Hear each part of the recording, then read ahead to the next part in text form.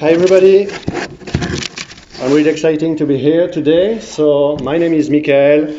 I've been working as a senior SEO strategist at Oncrawl for 2 years, previously in a French SEO agency. And my job is to help customers get the most of our tool on a daily basis. And this is my playground. Oncrawl, for those who don't know us yet, is an SEO crawler, a log analyzer, and a genius suite that allows you to experiment the latest machine learning algorithm in SEO. Here is our flight plan today. We'll talk about traditional audits. We will see how to add extra layers and external data to your audit.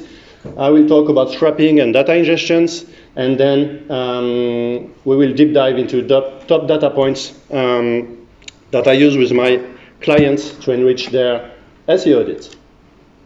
So have a look at the traditional SEO audits that everyone knows.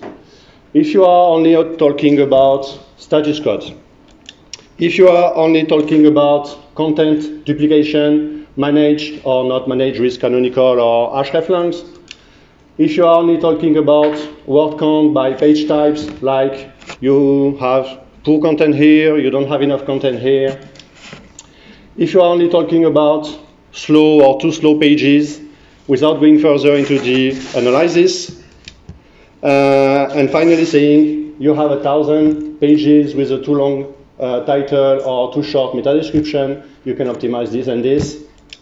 This is the face of your clients that will receive your 20K SEO audits, and that's normal that it's boring because nothing is new. So let's see how to add few more data, extra layers, and mix it up.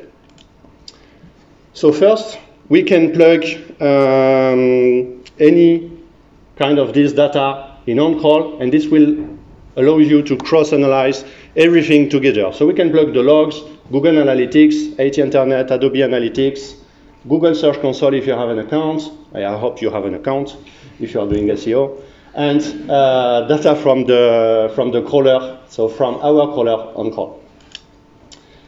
And we can add extra data, and this is the point, that we will use scrapping and data ingest. So I will talk about these two features just after, because this is the point of my talk. So it will let you highlight impact and correlations and answer questions like, what is the impact of backlinks on my traffic or on my rankings? If I have more backlinks, does it generate more visits? Does Googlebot will crawl more often my website? Yes or no? If I have more reviews on my product pages, does it generate a higher CTR, more conversions, more revenue? Yes or no? Do I need to write more content to rank better? What is the perfect length for my SEO content block to generate SEO visits or better impressions or better rankings? And finally, it shows some opportunity for improvement, like, do I have backlinks on non-indexable pages? Do I have poor content on high margin data? Do I have 400, 500 status code on pages with high margin data? No? Okay, that's perfect. Yes? Where? And boom, you can extract the list and send it to the good teammate. If I have some duplication on my SEO tags, where do I start my optimization? Adding extra layer, extra data will let you have this level of information and answer a question like this. So let's see how to do this. So first, you can use our native connectors. So the logs, we can plug the logs from your web server. Either is Akamai, Splunk, other kinds of log or web server. We can plug it into Oncrawl using Amazon Web Service, Google Cloud Platform. You can also manually drop your files into our FTP, or we can connect to your FTP and retrieve the logs. So we have the connector for Google Analytics, AT Internet, Adobe Analytics, and we will retrieve the number of SEO sessions, the number of SEO visits, the bot hits, the bounce rate, the crawl frequency, and the number of orphan pages for every single URL. If you plug your Google Search Console account, we will retrieve the number of ranking pages, the number of impressions, clicks, CTR, the number of keywords that generate impressions, and also the number of orphan pages. And we have also a native connector with Majestic. You will be able to retrieve the domain trust flow, domain citation flow, the number of backlinks for every single URL, and the orphan pages too. But we can do much better using scrapping and data ingest. And yes, I mean, we will use regex, we will use XPath. And if you are not familiar with it, it's not a big deal. Let me explain how it works. So we can scrap any data on your web page to add this kind of new value into Oncrawl. So let's say on your product landing pages, you have this SEO text. You want to extract the number of words of this SEO text. This is something possible. You want to count the number of links inside this. This is something we can do.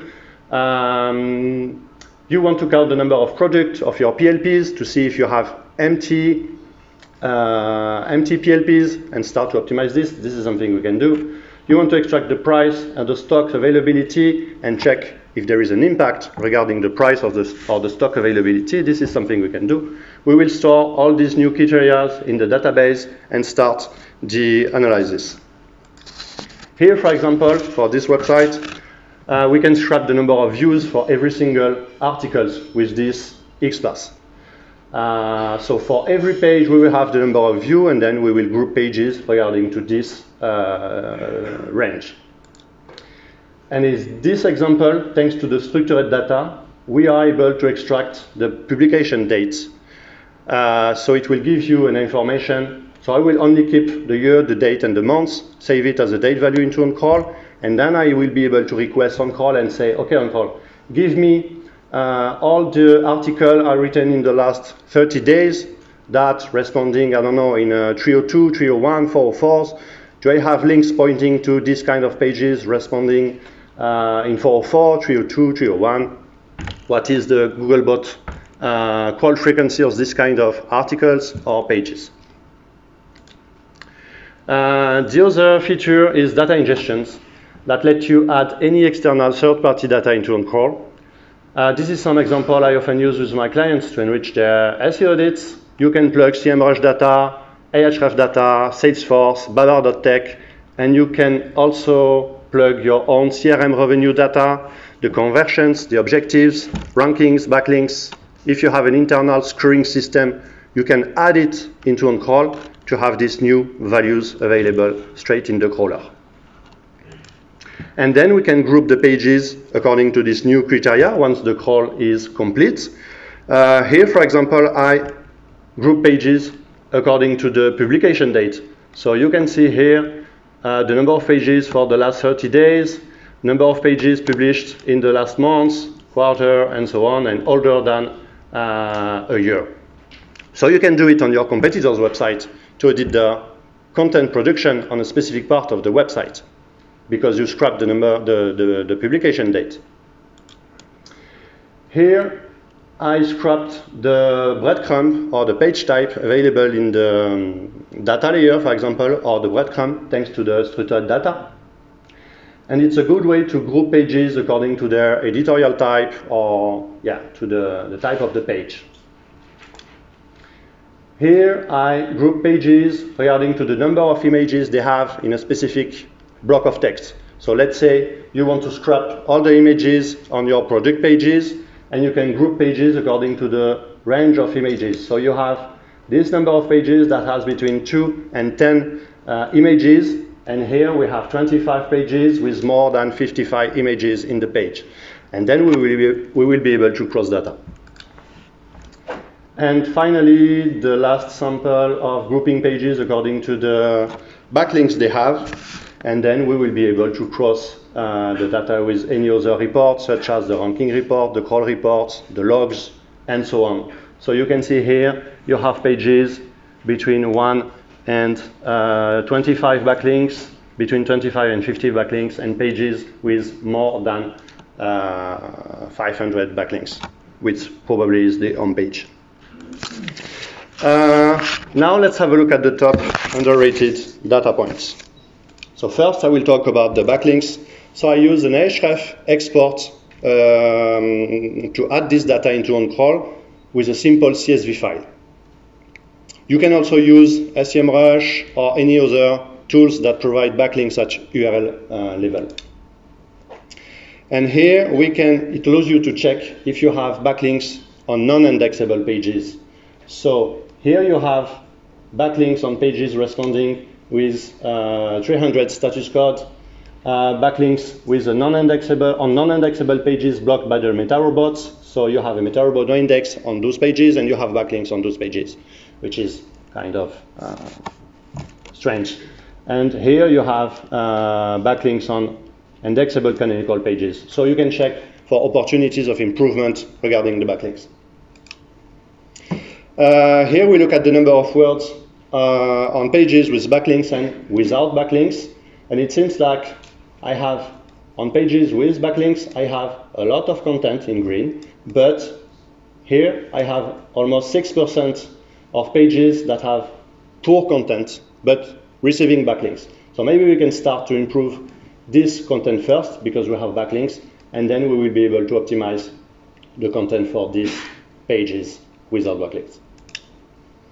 Here we look at the core vitals, for example, the LCP. If you want to optimize your core vitals, where will you start? How to prioritize your SEO actions? Maybe you can start by optimizing pages with backlinks. So here you can see you have few pages with a poor LCP, and then you can take the decision. You can click on it, everything is clickable, and you have the full details of URL with bad LCP.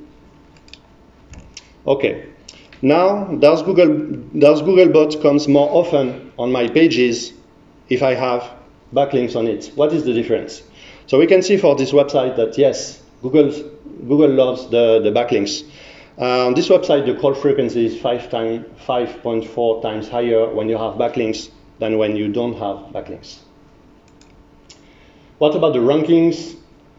For your pages on position 1, you have in proportion much more pages position 1 with backlinks than without backlinks, so 2 times more pages on position 1. This is the same result for the position 2 and 3, 2 times more pages on backlinks with position 2 and 3, and the same for the position 4 to 10. So let's have a look at the SEO content block length. So I'll scrap the number of words on PLPs, so product listing pages, to retrieve this, and group pages regarding to this range of words. So I want to know if there is an impact on the Googlebot crawlability if I have more content on this kind of pages, yes or no? For this website, no, there is no impact on the crawlability. It means that no matter how many words you have in this block of text, Googlebot will crawl your pages anyway. But how many times Googlebot will comes to visit those pages? So here we can compare with the crawl frequency if there is an impact or a correlation between the number of words and the crawl frequency. You can see here pages with few words, and here pages with a lot of words in this SEO block. And you can see the crawl frequency is higher when you have a lot of content than when you don't have a lot of content inside this block of text. What about the traffic? Do I have more traffic if I have more content inside this SEO text? So this is the same. It looks like it has an impact on the proportion of active pages. It means that I have more pages that generate traffic, organic traffic, if I have more words inside this content block, SEO content block. Does it have an impact on the rankings? So when I look at pages on position 4 to 10, average position 4 to 10, we can't say clearly that there is an impact on the rankings. But when it comes to the top position, so position 1, all the pages in position 1, yes, it has an impact. So you need to have a little bit of more content inside this kind of text to generate or to be on top position. Now let's have a look at the ratings value. So I scrap the rating value on all the product pages and see if there is an impact on the crawlability, the call frequency, and the bounce rate. So there is no impact on the crawlability. So this is the same than the previous one.